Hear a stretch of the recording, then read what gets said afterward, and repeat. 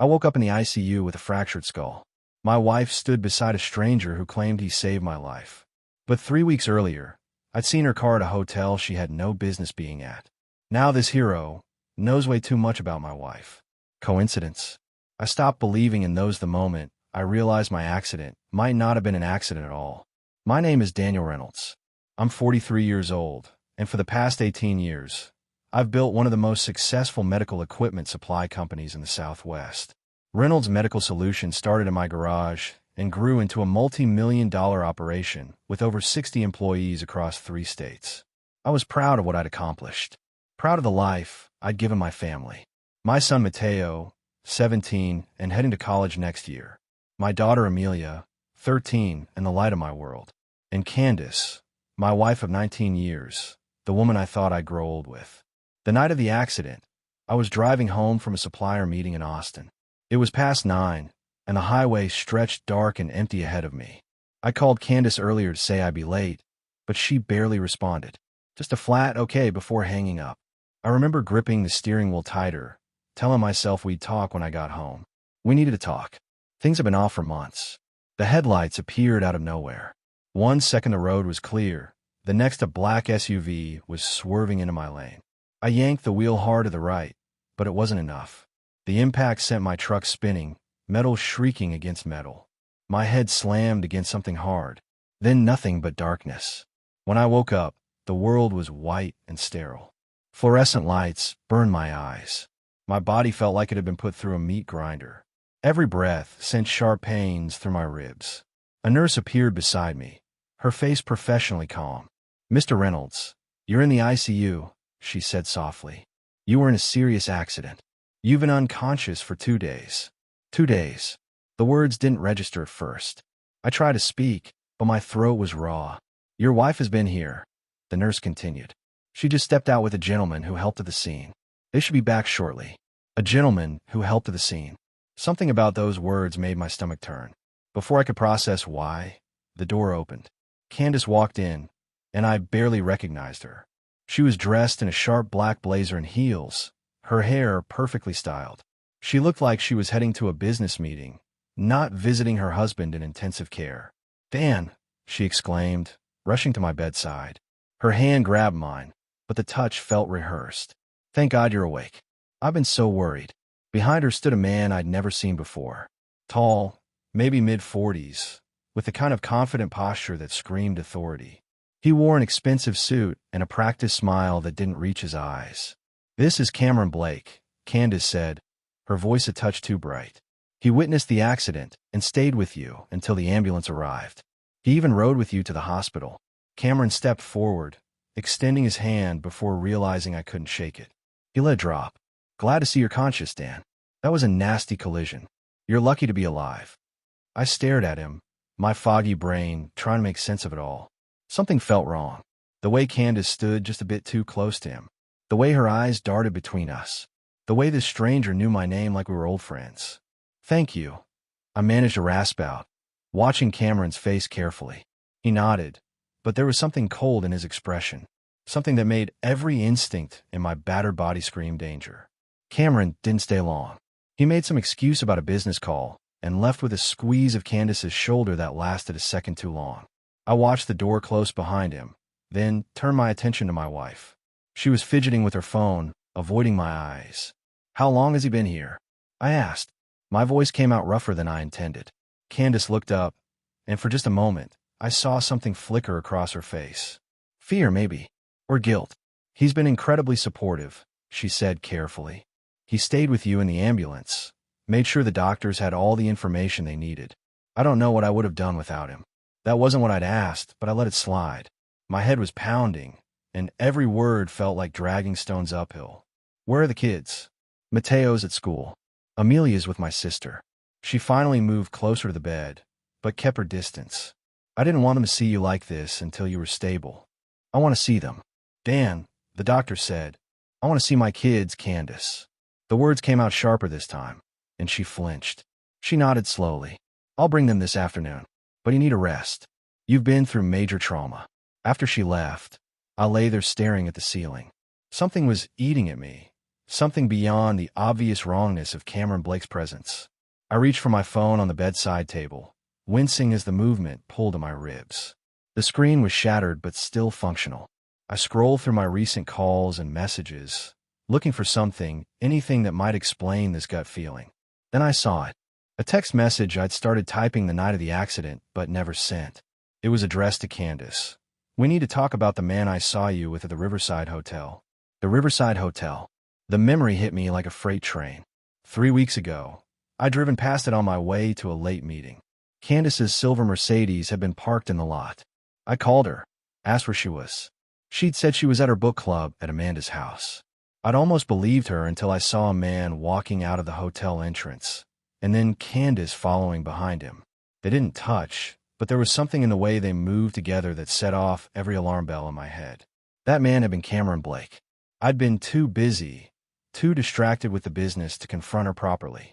I told myself it was probably nothing, that I was being paranoid. But deep down I knew. I'd always known. The nurse came in to check my vitals, and I forced myself to focus. The man who was here earlier, Cameron Blake. Did he give any statement to the police about the accident? She looked confused. "I'm not sure, Mr. Reynolds. You'd have to ask the officer who took the report. But I did know Mr. Blake was very insistent about staying close to your wife. Said she needed support during this difficult time." Of course he did. When Candace returned that afternoon with Mateo and Amelia, I pushed my suspicions aside. Mateo looked pale and shaken, his usual teenage confidence stripped away. Amelia burst into tears the moment she saw me, climbing carefully onto the bed to hug me despite the wires and tubes. "Dad, we thought..." Mateo's voice broke. "They said it was bad." "I'm okay, buddy," I told him, though the words fell hollow. "I'm going to be fine." But as I held my daughter and looked at my son's frightened face, I knew nothing was fine, and it was about to get a whole lot worse. The doctors kept me for another 2 days. Standard protocol for head trauma, they said. I used that time to think, to piece together the fragments of memory that kept surfacing like debris after a shipwreck. The more I remembered, the clearer the picture became. And it wasn't pretty. Candace visited twice a day, always perfectly dressed, always with that practice concern on her face. But she never stayed long. Always had somewhere to be, something urgent that needed her attention. The kids came every evening, and those were the only moments that felt real. Mateo tried to act tough, but I could see the fear in his eyes. Amelia clung to me like I might disappear if she let go. On the 3rd day, I finally convinced the doctors to discharge me. My ribs were wrapped tight, my head still pounded, but I needed out of that sterile prison. I needed to be home, in my own space, where I could think clearly and figure out my next move. Tyler Harrison showed up to drive me home. My best friend since college. Tyler had moved to Phoenix for work 15 years ago, but we'd stayed close. I called him from the hospital, told him I needed someone I could trust. He caught a flight that same night. "You look like hell," Tyler said as he helped me into his rental car. "Feel worse," I muttered, settling gingerly into the passenger seat. He didn't start the engine right away. Just sat there, gripping the steering wheel. "You want to tell me what's really going on, Dan? Because your wife showing up with some random guy at your accident scene doesn't sit right with me." I'd always appreciated Tyler's directness. No sugarcoating, no dancing around uncomfortable truths. "I think Candace is having an affair with him. Cameron Blake. I saw them together at a hotel 3 weeks ago." Tyler's jaw tightened. "You sure?" "No, but my gut is." I told him about the text message I'd started to write, about Cameron's convenient presence at the crash. When I woke up in that ICU and realized my wife's lover might be responsible for putting me there, I knew I had to act. "I just don't know how yet." "First thing we do is get proof," Tyler said, starting the car. "You can't go to war on a hunch. We need evidence." The drive home took 40 minutes. When we pulled into my driveway, I noticed Candace's Mercedes wasn't there. The house felt empty when we walked in, though Amelia's backpack sat by the stairs and Mateo's basketball shoes were kicked off near the door. "Kids at school?" Tyler asked. "Should be." I checked my phone. No messages from Candace about where she was. Par for the course lately. Tyler helped me settle on the couch, then disappeared into the kitchen. He came back with water and painkillers. "You need anything else, you tell me. I'm staying at the Hampton Inn, but I'm 5 minutes away." "Thanks, man. I mean it." After he left, I sat in the quiet house and let the reality sink in. My wife was lying to me, possibly conspiring with another man to do God knows what. My business, my assets, my kids, everything I'd built over 2 decades was potentially at risk. The old Dan would have confronted her directly, demanded answers, made a scene. But I wasn't that man anymore. The crash had changed something in me, made me colder, more calculating. If Candace wanted to play games, I'd play. But I'd play to win. Candace came home an hour later, her arms full of shopping bags. She looked surprised to see me on the couch. Dan, I didn't expect you home until this evening.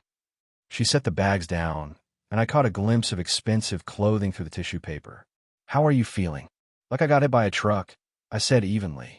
Where were you? Just running errands. I needed to pick up a few things. She gestured vaguely at the bags. Do you need anything? Are you hungry? I watched her move through the kitchen, all nervous energy and forced brightness. This wasn't the woman I'd married. That Candace had been warm, genuine, present. This person was a stranger wearing my wife's face. We need to talk, I said. Her hand stilled on the refrigerator door. About what? About Cameron Blake. The color drained from her face, but she recovered quickly. What about him? He helped save your life, Dan. How do you really know him, Candace? I kept my voice level, reasonable. And don't feed me that line about him being a good Samaritan. I want the truth. She turned to face me fully, and I saw something flicker in her eyes. Calculation. She was weighing her options, deciding which lie to serve me. He's a business consultant. I met him at a networking event 6 months ago. What kind of consulting? Corporate restructuring, mergers and acquisitions, that sort of thing. She crossed her arms defensively. Why are you interrogating me? Because I saw you with him, Candace, at the Riverside Hotel 3 weeks ago. Her face went pale, then flushed red. You were following me? I was driving past. Your car was there. Then you walked out with him. I leaned forward despite the pain shooting through my ribs. So let's try this again. How do you really know Cameron Blake? It was a business meeting, she said, but her voice had lost its conviction. We were discussing investment opportunities. At a hotel. At night. It was convenient. Dan, you're reading way too much into this. I pulled out my phone, pulled up the unsent text message, and showed her. Then explain this. Why was I about to confront you about him the night of my accident? Candace stared at the screen, and for a moment, I thought she might break. Might finally tell me the truth. Instead, she straightened her shoulders and looked me dead in the eye. I don't know what you wanted to say. You've been paranoid for months, seeing problems where there aren't any. Maybe the accident messed with your head more than the doctors thought. It was a masterful deflection. Turn it around, make me the problem, make me doubt my own perceptions. In the past, it might have worked. Not anymore. Get out, I said quietly. What? I said get out. Go to your sister's. Go to a hotel, I don't care. But I want you out of this house until I figure out what's really going on. You can't kick me out of my own home. Watch me. I stood up, ignoring the pain. You've got 30 minutes to pack a bag. Then I'm calling the police and telling them you're trespassing. Dan, you're being ridiculous. 29 minutes, I said, my voice hard as granite. She stared at me like I'd grown a second head. Then, without another word, she grabbed her purse and stormed upstairs. I heard drawers slamming, closet doors banging. 15 minutes later, she came down with a suitcase, her face a mask of cold fury. You're going to regret this, she said at the door. Maybe, I replied, but at least I'll regret it with a clear conscience. The door slammed behind her, and I sank back onto the couch, my whole body trembling. It was done. The first move had been made. Now I needed to figure out my next one before she and Cameron made theirs. The kids came home to find me alone on the couch, ice pack pressed against my ribs. Amelia dropped her backpack and ran to me, her face crumpling with concern. Dad, where's Mom? She asked. She's staying with Aunt Linda for a few days, I said, smoothing her hair back. We both need some space to think. Mateo stood in the doorway, his jaw tight. He was 17, old enough to read between the lines. You two fighting. Something like that, buddy. Come sit down. We need to talk.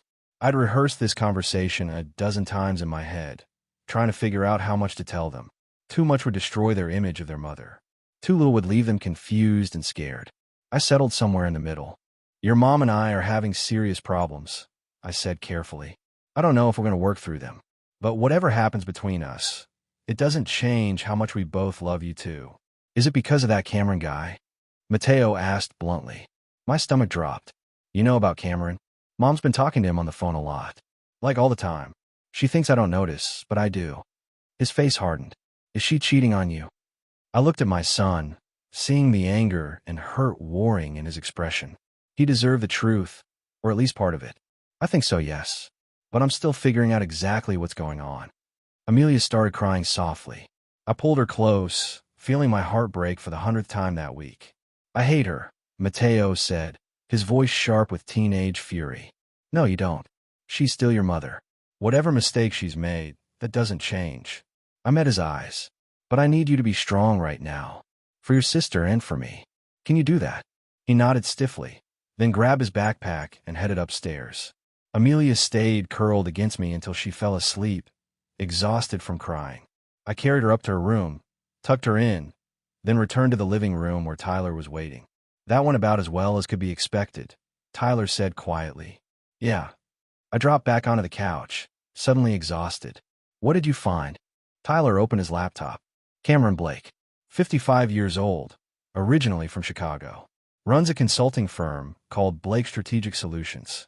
Specializes in what he calls marital asset optimization, which means he helps people screw over their spouses in divorce proceedings, sets up shell companies, hides assets, creates paper trails that make everything look legitimate. Tyler scrolled through more information. He's been sued 4 times. All cases settled out of court. Guy's a professional homewrecker. My hands clenched into fists. How long has Candace been working with him? Based on his retainer agreements, he requires a 6-month minimum engagement. So if she hired him around the time you saw them at the hotel, they've been planning this for at least 3 weeks. Probably longer. And the accident? Tyler's expression darkened. I talked to a buddy who works in accident reconstruction. He pulled the police report. The other vehicle left paint transfer on your truck. Black paint, consistent with a late-model SUV. Cameron Blake drives a black Range Rover. The room spun. He ran me off the road. Looks that way. Can't prove it yet, but we're working on it.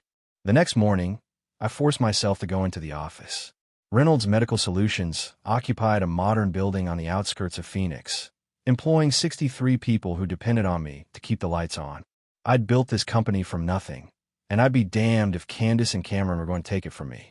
My operations manager, Sarah Chun, took one look at me and frowned. Boss, you should be home recovering. I'm fine. I lied, easing into my desk chair. What's happened while I was out? Nothing major. The Austin contract went through. We got 2 new clients starting next month. She hesitated. Your wife called yesterday. Asked about the company's financial statements. My blood ran cold. What did you tell her? That she'd need to request them through you or our accountant. She didn't seem happy about it. Sarah's expression sharpened. Is everything okay, Dan? I made a decision. Sarah had been with me for 12 years. She was trustworthy, competent, and fiercely loyal to the company. Close the door. She did, then sat across from me, concern etched on her face. Candace and I are separating, I said bluntly. She's been having an affair with a man who specializes in destroying businesses during divorces. I need you to do something for me. And I need you to keep it completely confidential. Anything. Freeze all discretionary spending. No new contracts over $10,000 without my explicit written approval. And I need you to work with our accountant to move our operating funds into a separate account that only I can access. Sarah's eyes widened. You think she'll try to sabotage the business? I think she'll try to take everything I've built. And I'm not going to let that happen. Over the next 3 hours, Sarah and I worked methodically to protect the company. We changed passwords, updated signature authorities, and created a paper trail that would make it nearly impossible for Candace to access anything without going through multiple layers of approval. By noon, my phone was ringing. Candace's number flashed on the screen. I let it go to voicemail.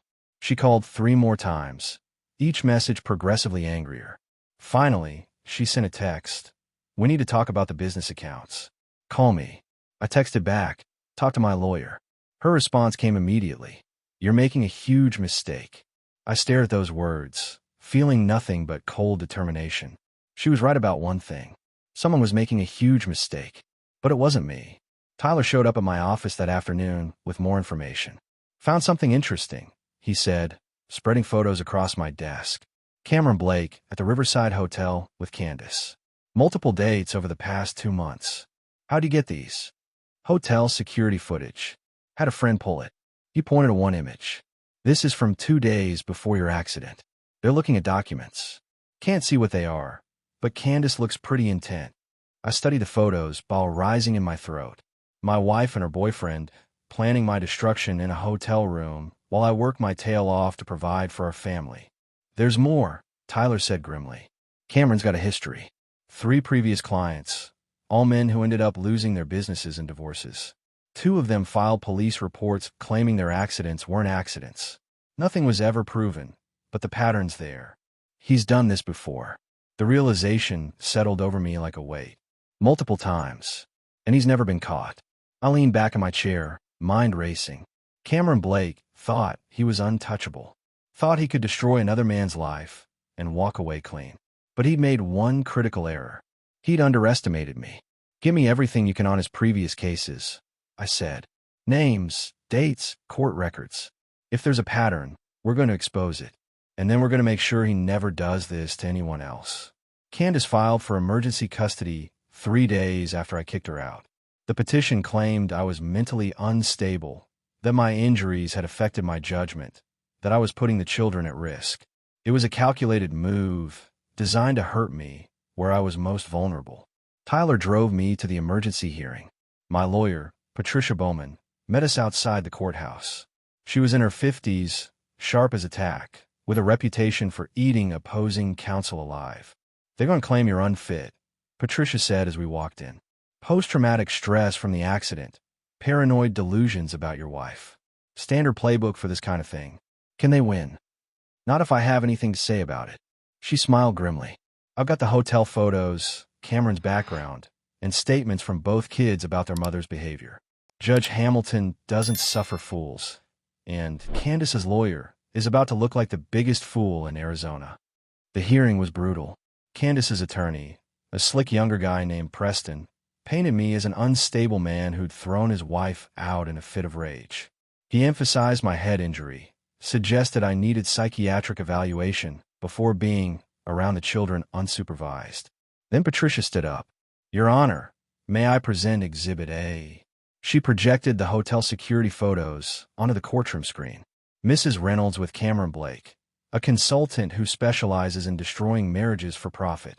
Multiple meetings over 2 months. Candace's face went pale. Preston objected, but Patricia steamrolled over him. Exhibit B. Mr. Blake's criminal history. For lawsuits, all settled out of court. 3 previous clients whose husbands suffered convenient accidents during divorce proceedings. She turned to Candace. Mrs. Reynolds, when exactly did you hire Mr. Blake? I don't have to answer that, Candace stammered.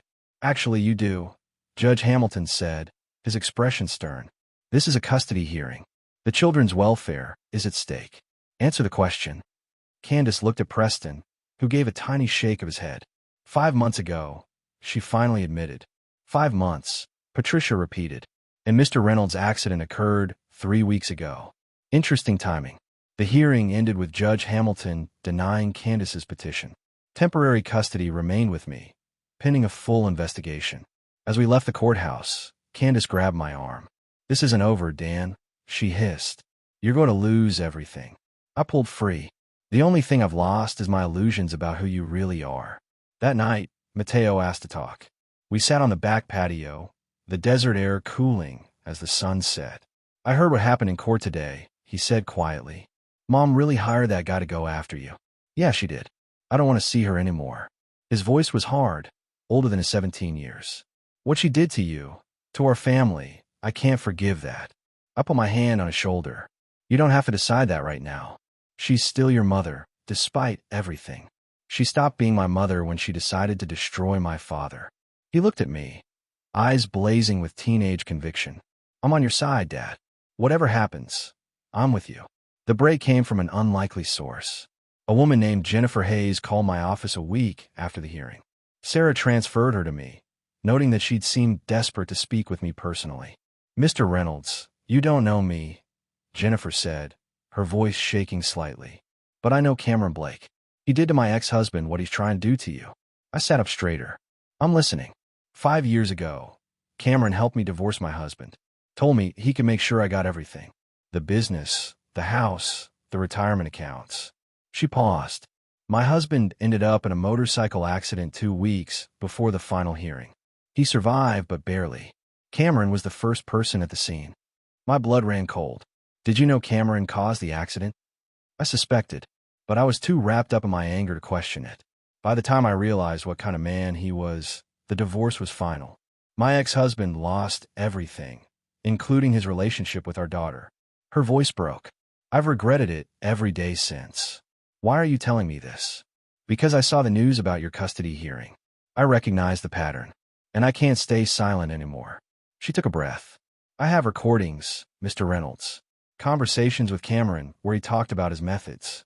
I kept them as insurance, in case he ever turned on me. I want to give them to you. We met at a coffee shop the next morning. Jennifer was petite, mid-40s, with the haunted look of someone carrying heavy guilt. She handed me a thumb drive. Everything's on here. Him discussing how to stage accidents, how to manipulate court proceedings, how to hide assets. It's all there. Tears filled her eyes. I can't undo what I did to my ex-husband. But maybe I can help you. I squeeze her hand. Thank you. This takes courage. It's not courage. It's penance. She stood to leave, then turned back. Mr. Reynolds, don't let them break you. Men like Cameron, they count on their victims giving up. Don't give up. Tyler and I reviewed the recordings that afternoon. Cameron's voice, cold and calculating, laid out his entire operation. How he selected vulnerable women in failing marriages. How he convinced them their husbands were the enemy. How he orchestrated accidents when direct confrontation seemed likely. This is gold, Tyler said. With this and the hotel photos, we can destroy him. We need to be careful, I replied. If Cameron realizes we have this, he'll disappear. Then we move fast. Get this to your lawyer, to the police, to anyone who'll listen. That evening, I made copies of everything. Sent one to Patricia, one to a detective friend, one to a local investigative journalist. By morning, Cameron Blake's world would start crumbling. But first, I had one more call to make. Candace, I said when she answered. We need to talk. Face to face. She was silent for a moment. Why? Because I'm giving you one chance to do the right thing. One chance to walk away from Cameron before everything collapses. I kept my voice level. After tonight, that option disappears. I'm not afraid of you, Dan. You should be afraid of the truth. It has a way of destroying everything in its path. We agreed to meet at a neutral location, a park near our old neighborhood.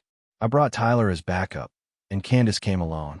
She looked different than she had just weeks ago. Thinner, with dark circles under her eyes, and none of her usual polish.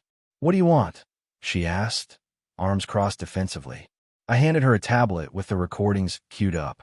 Listen to this. All of it. Then tell me if you still want to stand by Cameron Blake. Candace listened to the recordings in silence, her face growing paler with each minute. When Cameron's voice described staging accidents, manipulating court proceedings, and destroying families for profit, she closed her eyes. He told me it was all legitimate. She finally said, her voice hollow, that we were just protecting my interests in case of divorce. Did you really believe that? I asked. Or did you just not want to know the truth? She looked at me then, really looked at me, and I saw something I hadn't seen in months. Genuine emotion. Regret, maybe, or just fear of what was coming. What happens now? She asked quietly. Now you have a choice. I took the tablet back. You can keep standing by Cameron, keep lying, and watch everything collapse around you. Or you can tell the truth. Cooperate with the investigation. Testify about what he told you, what he planned. He'll destroy me if I turn on him. He's already destroyed you, Candace. You just haven't realized it yet. I stood up. The police already have these recordings. They're coming for Cameron, probably within 48 hours. The question is whether you're going down with him, or whether you're going to save yourself and think about our children for once. Tyler had been standing at a distance, giving us privacy. Now he approached, handing Candace a business card. That's Detective Morrison. He's handling the investigation into your husband's accident. Call him before Cameron lawyers up and pins everything on you. Candace stared at the card, her hands trembling. I never wanted anyone to get hurt. I just wanted out. Then you should have asked for a divorce, I said. Instead, you hired a criminal and nearly got me killed. She started crying then, real tears that smeared her makeup. I'm sorry, Dan. God, I'm so sorry. Sorry doesn't fix this. But the truth might. I turned to leave, then stopped. The kids deserve better than what you've become. If you have any love left for them, do the right thing. 2 days later, Cameron Blake was arrested at his office. The charges included conspiracy to commit murder, fraud, and racketeering. Jennifer's recordings, combined with Candace's testimony, built an airtight case. Candace had called Detective Morrison the night of our meeting, spent 6 hours giving a statement, and agreed to cooperate fully. The betrayal cut deep, Cameron's lawyer argued, but the evidence was overwhelming. 3 previous cases with similar patterns. Financial records showing payments to associates who'd staged the accidents. And Candace's testimony about what Cameron had told her about removing obstacles. Mateo watched the news coverage with grim satisfaction. Good. I hope he rots in prison. Amelia was quieter, processing everything in her own way. She'd asked to see Candace once, a supervised visit where her mother had apologized and tried to explain. Amelia had listened, then said simply, "You hurt Dad. You hurt all of us. I don't know if I can forgive that." 18 months later, I stood in the empty warehouse that would become Reynolds Medical Solutions' new distribution center. The company had grown 30% since the divorce, landing contracts with 2 major hospital networks. Turns out, almost dying and then publicly fighting off a conspiracy makes for good press. The divorce had been finalized 8 months ago. Candace received a small settlement and supervised visitation with the kids. Cameron Blake was serving 27 years in a federal prison, and 3 of his previous victims had filed civil suits. Jennifer Hayes had become an unlikely friend, helping other survivors of similar schemes find their voices. Mateo had just finished his first semester at Arizona State, studying business. He called every Sunday, and we'd started rebuilding the relationship that had been strained by years of my workaholism. Amelia was thriving in high school, playing soccer and acting in the drama club. She still had therapy once a week, working through the trauma of watching her family implode. Tyler had moved back to Phoenix, becoming Reynolds Medical's chief operating officer. He stood beside me now, reviewing the warehouse plans. "You did good, Dan," he said. "Most guys wouldn't have survived what you went through. Didn't have a choice. Had 2 kids counting on me. That's what made the difference. You fought for something bigger than yourself." My phone buzzed. A text from Amelia. "Dad, can we do movie night tonight? Mateo's coming home for the weekend." I smiled, typing back, "Absolutely. Your pick." Tyler noticed my expression. "The kids." "Yeah, family movie night." I pocketed the phone. You know, for a while there, I thought Cameron and Candace had destroyed everything. But they didn't. They just burned away the parts that weren't real. Heavy philosophy for a Tuesday. I'm a changed man. I grinned. "Come on, let's finish this walkthrough. I've got a date with my kids, and whatever terrible movie Amelia picks." As we walked through the warehouse, I thought about the journey that had brought me here. The accident, the betrayal, the fight for my family and my company. It had nearly broken me.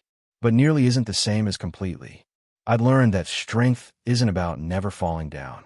It's about getting back up, even when every bone in your body screams to stay down. It's about protecting what matters, fighting for truth, and refusing to let someone else's darkness extinguish your light.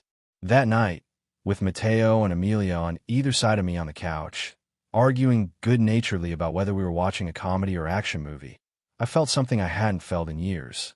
Peace. Not the absence of problems, but the presence of purpose. Cameron and Candace had tried to take everything.